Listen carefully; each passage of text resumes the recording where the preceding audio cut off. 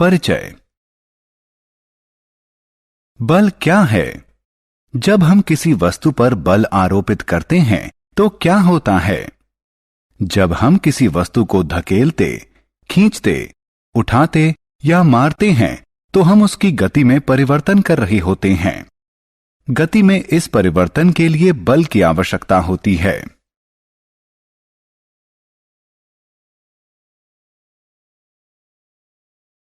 उद्देश्य। इस पाठ के अंत में आप निम्न करने में सक्षम हो जाएंगे।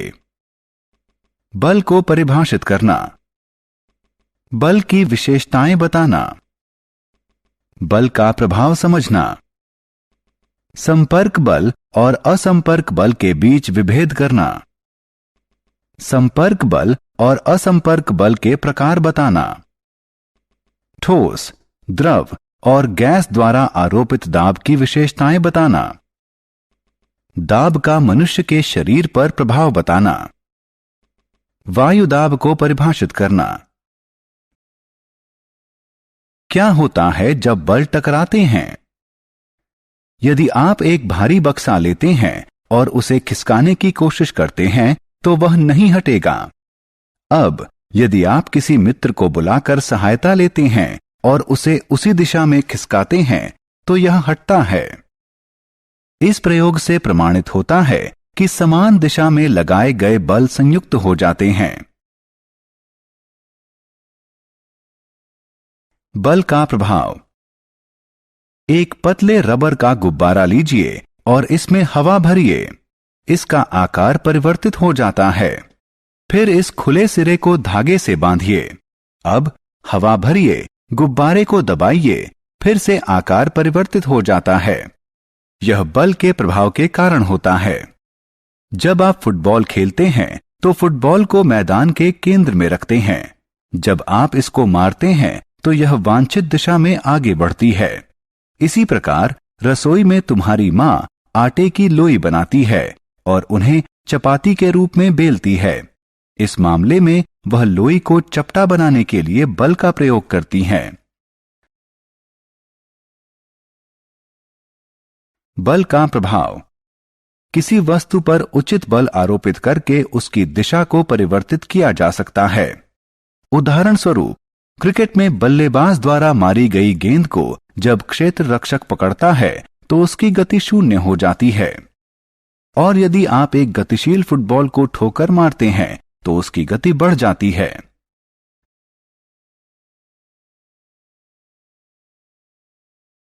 बल के प्रकार।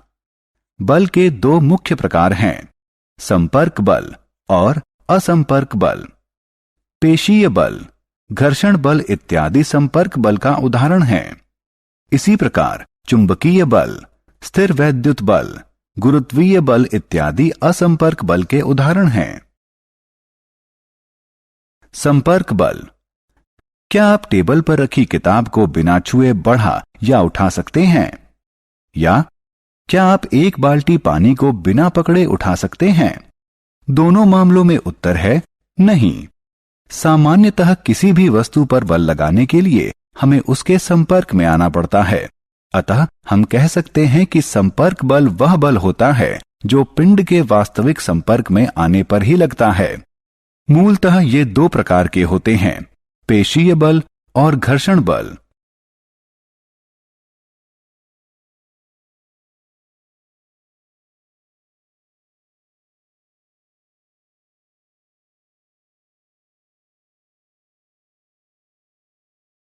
पेशीय बल। जब हम किसी वस्तु जैसे कि बक्से को खिसकाते हैं या बाल्टी को उठाते हैं तो बल हमारे शरीर की पेशियों की गतिविधि द्वारा लगाया जाता है। इस बल को पेशीय बल कहते हैं। ध्यान रखें कि पेशीय बल सदैव या तो सीधे सीधे वस्तु को स्पर्श करके लगाया जाता है या फिर किसी छड़ी या रस्सी के टुकड़े की सहायता से लगाया जाता है।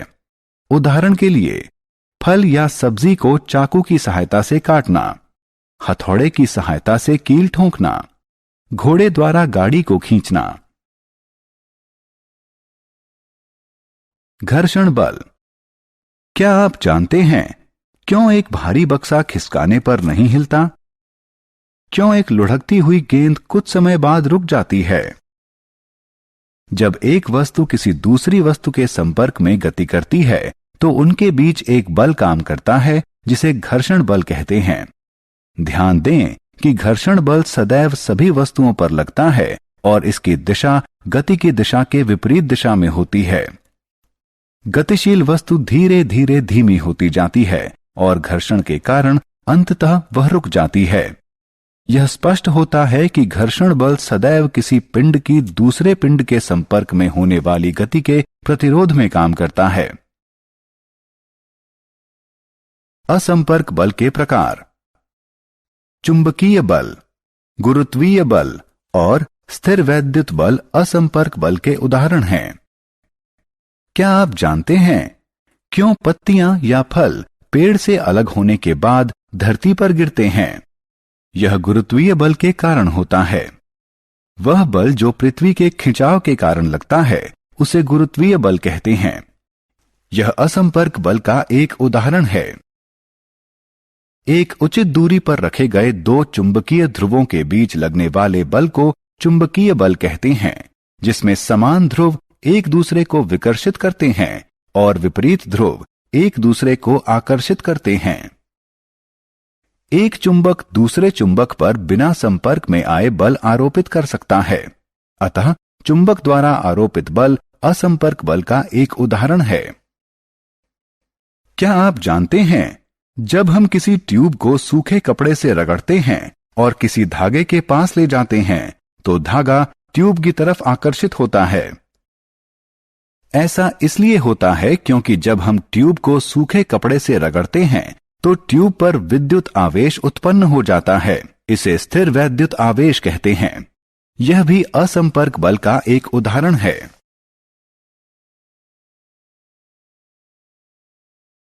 दाब। आइए एक गतिविधि करें। लगभग समान आकार के 5 लकड़ी के डिब्बे लीजिए। उन्हें भारी बनाने के लिए उसमें लोहे के टुकड़े भर दीजिए।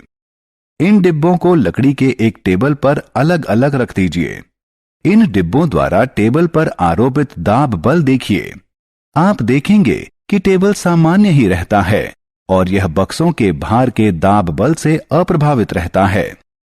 अब इन्हीं डिब्बों को टेबल के बीच में एक के ऊपर एक रखिए। अब इसका प्रभाव देखिए। इस प्रकार रखने पर टेबल डिब्बों के भार से या तो मुड़ जाता है या टूट जाता है। क्या आप अनुमान लगा सकते हैं कि ऐसा क्यों हुआ? यद्यपि दोनों स्थितियों में लगाया गया बल समान था, फिर भी पहली स्थिति में इसका प्रभाव अल्प था और दूसरी स्थिति में टेबल मुड़ गई। इस गतिविधि से प्रमाणित होता है कि बल और इसका प्रभावी क्षेत्रफल दोनों महत्वपूर्ण हैं। जिस क्षेत्रफल पर बल आरोपित किया जाता है वह जितना छोटा होगा इसका प्रभाव उतना ज्यादा होगा और इस अवधारणा को दाब कहते हैं। हम कह सकते हैं कि दाब बल से संबंधित है।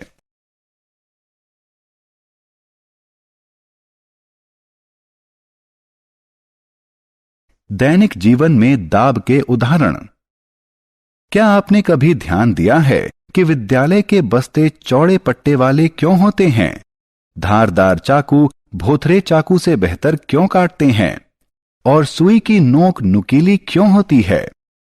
अपने दैनिक जीवन में हम सभी दाब के प्रभाव का अनुभव करते हैं। विद्यालय के बस्ते में चौड़े पट्टे इसलिए होते हैं कि बस्ते का भार बच्चे के कंधे के ज्यादा हिस्से पर आरोपित हो, जिसके परिणाम स्वरूप कंधों पर दबाव कम पड़ता है और कम दबाव के कारण भारी विद्यालयी बस्ते को उठाना अपेक्षाकृत सरल हो जाता है। एक धारदार चाकू की धार बहुत पतली होती है। यह वस्तुओं को बेहतर ढंग से काटता है क्योंकि इसका संपर्क क्षेत्र बहुत ही कम होता है। हमारे हाथ का बल एक बहुत छोटे क्षेत्रफल पर आरोपित होता है, जिससे भारी दबाव उत्पन्न होता है और यह भारी दबाव वस्तु को आसानी से काट देता है। इसके नुकीले सिरे के कारण सुई वस्त्र के एक बहुत छोटे क्षेत्रफल पर बल आरोपित करती है, जिससे भारी दबाव उत्पन्न होता है जो वस्त्र में छिद्र करने के लिए पर्याप्त होता है। क्या द्रव और गैस भी ठोस की तरह दबाव आरोपित करती हैं? क्या आप जानते हैं कि जब आप गुब्बारे में हवा भरते हैं तो क्या होता है? यह सभी दिशाओं में दाब आरोपित करता है, जिसके कारण गुब्बारे का आकार बढ़ता है और प्रत्येक दिशा में समान वृद्धि दिखाई देती है। द्रव के लिए भी यही सही है। यह सभी दिशाओं में दाब आरोपित करता है। जब एक प्लास्टिक की एक थाली जल में डूबती है तो यह तली में नहीं जाती।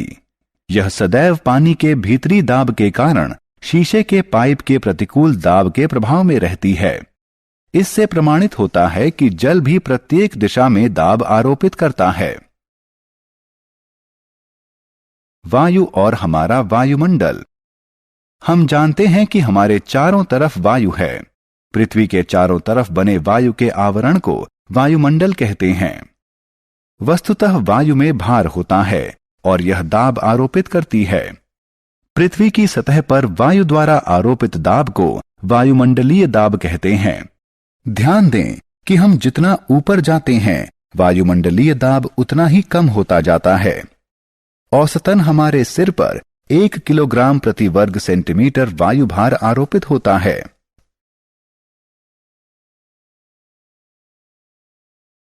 वायुमंडलीय दाब का दैनिक जीवन में अनुभव।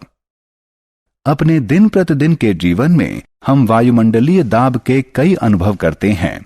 कुछ सामान्य उदाहरण हैं: पाइप की सहायता से कोल्ड ड्रिंक पीना, किसी द्रव में सिरिंज की नोक डालना या स्याही वाली कलम में स्याही भरना। क्या आप जानते हैं कि जब आप कोल्ड ड्रिंक की चुस्की लेते हैं तो क्या होता है?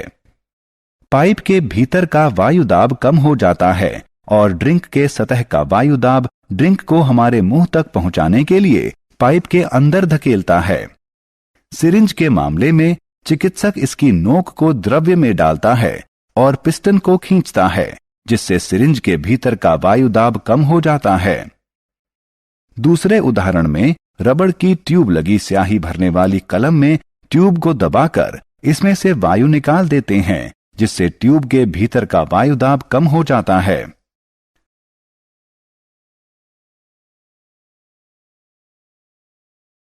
सारांश। आइए हमने जो कुछ सीखा है उसे संक्षेप में दोहराएं। बल एक खिंचाव या धक्का है जिससे पिंड की गति में परिवर्तन होता है। बल किसी वस्तु का आकार परिवर्तित कर सकता है, किसी वस्तु की स्थिति परिवर्तित कर सकता है, किसी गतिशील वस्तु की गति की दिशा परिवर्तित कर सकता है और किसी गतिशील वस्तु की गति बढ़ा सकता है।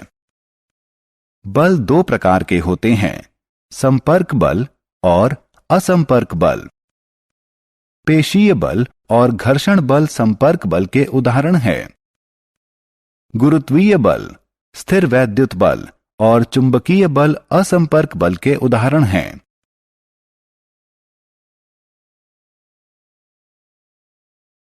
बल प्रति इकाई क्षेत्रफल को दाब कहते हैं। ठोस का दाब उसके भार के कारण होता है और यह सदैव नीचे की ओर आरोपित होता है, लेकिन द्रव और गैस का दाब नीचे, बगल में और ऊपर भी यानी चारों तरफ आरोपित होता है। पृथ्वी के चारों तरफ बने वायु के आवरण को वायुमंडल कहते हैं। पृथ्वी के सतह पर आरोपित होने वाले वायु के दाब को वायुमंडलीय दाब कहते हैं।